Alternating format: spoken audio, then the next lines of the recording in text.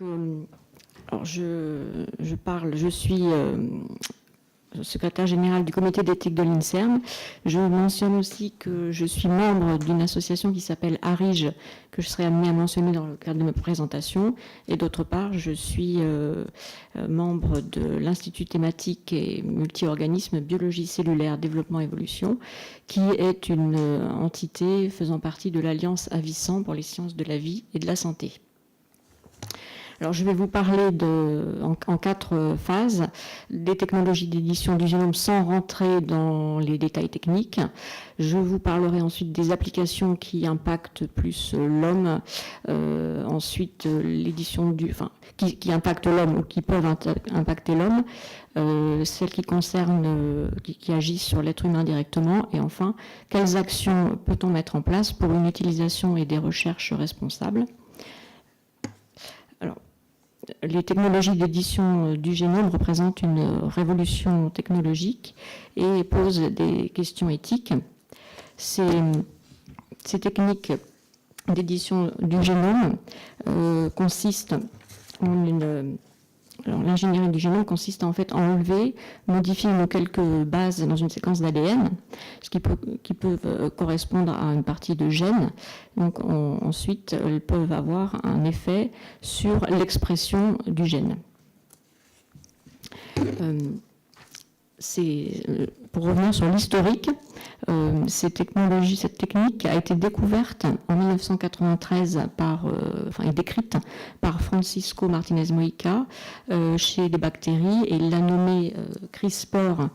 Alors je vous redonne les initiales, ça veut dire Clustered Regularly Interspaced Short Palindroming Repeat. Et cela correspond en fait à un mécanisme de défense immunitaire chez des bactéries qu'elles utilisent pour lutter contre des virus. Ensuite, cette technique a été développée, perfectionnée et utilisée et donc annoncée par Jennifer Doudna et Manuel Charpentier ainsi que George Church et Feng Zhang en 2012. Elle a été adaptée à d'autres organismes et c'est une technologie révolutionnaire dans le sens où elle est facile à mettre en œuvre, adaptable, rapide, peu onéreuse, très efficace, relativement efficace. Il y a quand même des problèmes, mais les chercheurs travaillent pour les régler, c'est-à-dire les off-target, etc. Alors, l'édition, donc cette technique d'édition du génome CRISPR est porteuse d'espoir puisque elle pourrait permettre de corriger des déficits génétiques, de lutter contre des maladies, armer des cellules contre certaines maladies, cancer, sida, entre autres, éradiquer des animaux dits nuisibles, entre guillemets, pour l'espèce humaine, modifier des animaux d'élevage, des micro-organismes, des plantes pour les rendre plus efficients pour l'homme. Alors, donc le pendant de cela, c'est qu'il y a des risques de dérive et des questions éthiques qu'on va avoir pointées. Corriger les déficits génétiques, risque d'eugénisme. Armer des cellules contre des maladies, quid d'effets secondaires non attendus. Éradiquer des animaux nuisibles, modifier d'autres espèces, effets potentiels sur l'environnement. Donc, pour résumer, poser les questions éthiques, compte tenu des avantages de cette technique, sa méthode et sa très rapide diffusion, la question est d'évaluer où, quand et comment son usage pourrait poser un problème éthique. L'application de la technologie à l'homme soulève essentiellement la question de la modification de la lignée germinale, qui est contraire, je rappellerai, j'y reviendrai plus avant après, à l'article 13 de la Convention d'Oviedo qui dit à peu près que les interventions sur le génome humain ne sont admises que pour des raisons préventives, diagnostiques ou thérapeutiques et sans apporter de modification chez les descendants. L'application à l'animal, elle, pose en particulier la lutte contre les espèces nuisibles, soulève la question d'un éventuel transfert latéral de gènes qui pourrait toucher d'autres espèces et l'émergence de dommages irréversibles à la biodiversité en modifiant l'équilibre des espèces. Donc là, on parle aussi donc des risques d'atteinte à l'environnement. les applications impactant ou pouvant impacter l'homme. Je donnerai quelques exemples d'animaux modèles et je parlerai de la lutte contre les nuisibles, toujours entre guillemets, et les risques pour l'environnement. Alors ici, vous avez une diapositive montrant des mini-porcs qui sont candidats à fabriquer des sources de dons d'organes pour les êtres humains. Alors, vers des xénogreffes animal-humain, pourquoi? Parce que tellement on met en attente de greffons pour... il y a beaucoup de patients en attente de greffe et que des problèmes... sans compter les problèmes éthiques qui se poseraient, on pourrait utiliser des mini-porcs pour fabriquer des organes qui pourraient répondre à cette demande, mais il faut régler la question d'un rétrovirus transmissible à l'homme qui pourrait entraîner une immunodéficience chez l'homme et le développement de tumeurs, et la technologie CRISPR peut permettre cela. Là, ici, vous avez une publication de Science qui montre, qui traite d'un essai sur un modèle canin d'une maladie rare qui est la DMD, la dystrophie musculaire de Duchenne. Donc, pareil, en utilisant la technologie CRISPR. Vers l'éradication de maladies parasitaires, c'est un titre un peu provocateur, en utilisant la technique dite du JIT drive, qui veut dire forçage génétique, et qui permet à un gène d'être transmis avec quasi-certitude par reproduction sexuelle, donc d'augmenter la prévalence du gène ensuite dans la population. Donc, l'idée étant de lutter contre des nuisibles vecteurs de maladies telles que la malaria, par exemple. Ici, vous avez une belle photo de Nouvelle-Zélande. Avec, voilà, la guerre est déclarée aux rats, et donc vous voyez le sous-titre la nation veut éradiquer des espèces invasives d'ici 2050. La technologie d'édition du génome pourrait aider à cela ou apporter des désastres écologiques dans des proportions plus globales. Alors, quid de l'édition du génome chez l'homme? Il y a beaucoup de recherches qui se passent, beaucoup d'essais cliniques, de fortes attentes sociétales pour les maladies rares. J'ai donné un exemple sur un modèle canin, mais qui pourrait être transposé chez l'humain. D'autres exemples, quelques dates pour montrer que les choses depuis 2012 se sont développées avec des publications marquantes. À partir de 2015, utilisation de la technologie sur des cellules germinales. 2016, l'autorité anglaise, donc Human Fertilization and Embryology Authority, approuvé l'utilisation du genome editing dans la recherche.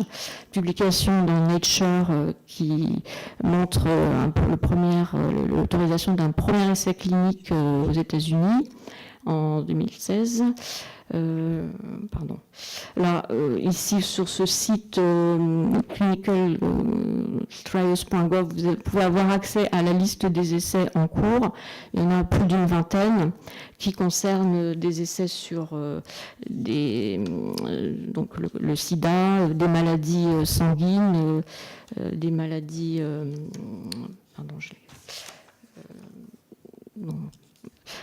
ensuite... j'ai perdu... Excusez-moi. Alors, ici, encore une autre publication qui concerne encore le génome editing sur l'embryon. Là, vous avez, je vous montre, l'autorité, la communauté de renseignement des États-Unis, voilà, qui a émis une déclaration sur l'évaluation des risques qui pourraient être entraînés par l'utilisation de ces techniques dans le cadre de l'application dans des pays avec différentes régulations éthiques.